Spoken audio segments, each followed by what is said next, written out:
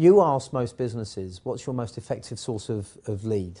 And what type of new business is most likely to convert for you? And they'll say recommendation or referral. You ask them what they do to generate those referrals, and they sit and they wait. Most don't have an answer. So they're just hoping that people will refer them. The fact is that we're more likely to talk about bad news than good.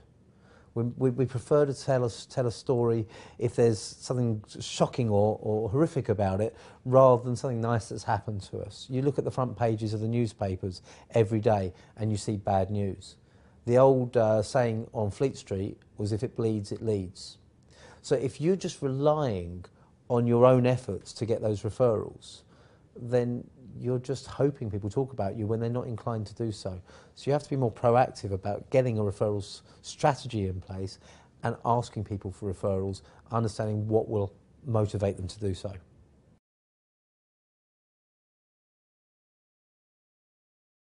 One common approach to generating referrals that's been taught in sales courses for years all over the world is one that comes at the end of a meeting with a prospect, end of a sales meeting. You spend maybe an hour talking about that prospect's needs and the solutions you can offer and how you can help them. And then you finish off by saying, are you happy with everything I've outlined today?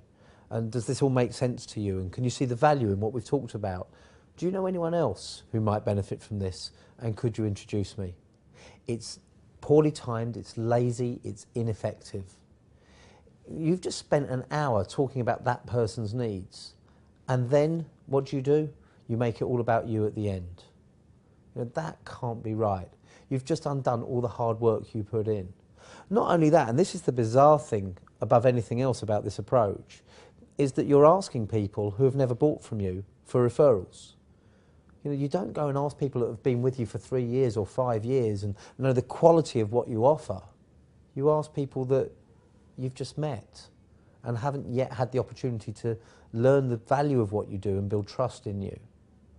And then what a lot of people do is just ask for names and numbers. So in fact, all you're asking for is leads to cold call anyway. So it's lazy, it's poorly timed, it's ineffective, and that's not the route to get referrals.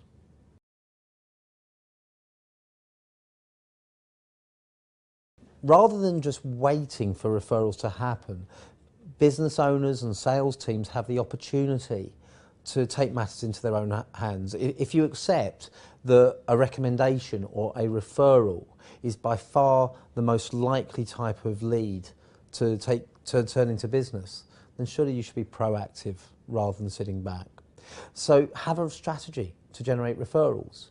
You know, it never ceases to amaze me that companies will have a strategy and a budget for PR. They'll have a strategy and a budget for advertising. They may have a strategy and a budget for cold calling, but the source of new business that leads to the most effective converted lead, we just leave to chance. So a strategy is essential and a budget for it is essential. And that means sitting down and working out what referrals you want, what they're going to look like when they come in, who are your champions, who are the people who are going to refer you, and what do you need to give them to make life easy for them. And then track it. Plan what you're going to do and track it so you can look at the results, you can see what works, you can see what doesn't work, and you can replicate the successful approaches and teach it to other people in the company. So a strategic approach just makes sense, but it just seems that that sense doesn't seem to be too common at the moment.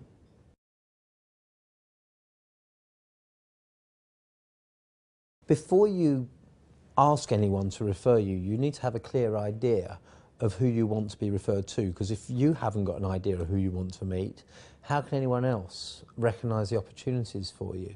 So have a clear impression of who your ideal referral is. Now, the mistake that a lot of business people will make at this stage will be to go for the low-hanging fruit. So talk about just one client at the lowest level, because they'll think that's the easiest way for people to refer them. Now, if that's a low-value referral that's not going to make a big impact in your business, your referral strategy is going to be very time-consuming and very expensive in terms of the effort you put into it, because you need a lot of referrals like that to come in order to be sustainable. So think bigger. Think about big clients. Think about big projects. Think about if I was to say to you, who can I introduce you to? The one person you most want me to introduce you to. Think who it would be. Have an answer for that question. So few people have thought about it and can answer that when they're put on the spot. So think bigger, not smaller. And also think beyond just customers. It might well be that your ideal referral isn't a single customer, it's someone who can introduce you to a lot of potential customers because they're talking to them in their day-to-day business. It might be someone who will save you a lot of money on the supply side of your business and in whom you can put more trust because of the trust associated with the referral. Or it could be someone who will help you raise finance or will mentor you to the next stage of your business. So look at your business and say, who do I need to meet who's going to make the biggest difference to my growth over the next few months, over the next few years? Surely that would be your ideal referral.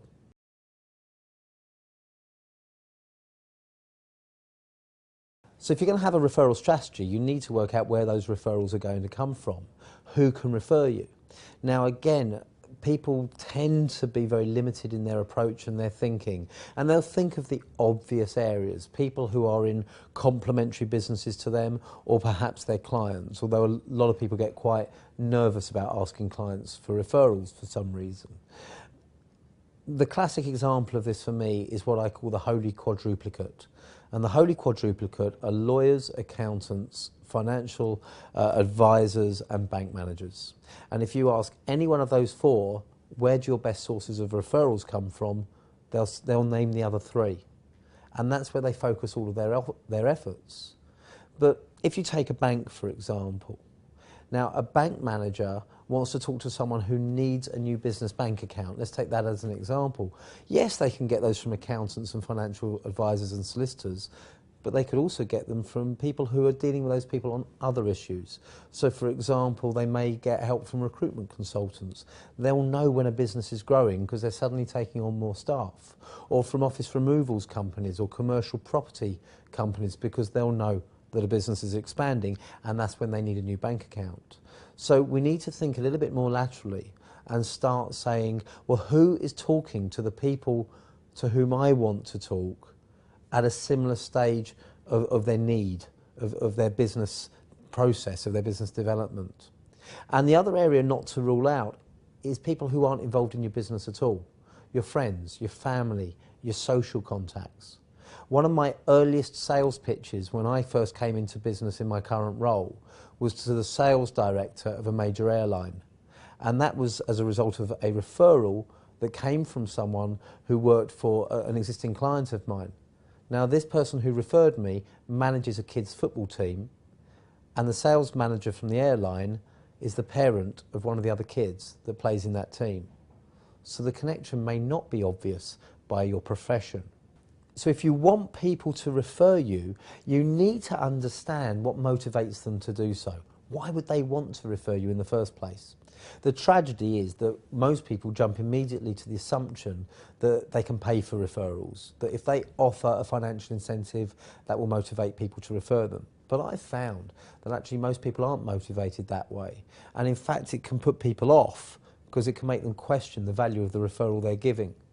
Everyone's different. Everyone gets motivated by different factors, so you have to understand individuals and how they will respond. Some people will refer you because they like you and they want to help you. You just have to ask. Other people will refer you because you've done a fantastic job for them, but maybe you still have to ask. Other people may refer you because you've referred them, or because you've helped them or been there to support them, whatever it may be. All I would ask is don't offer those referrals, don't offer that support as a quid pro quo. You want something in return, just offer it.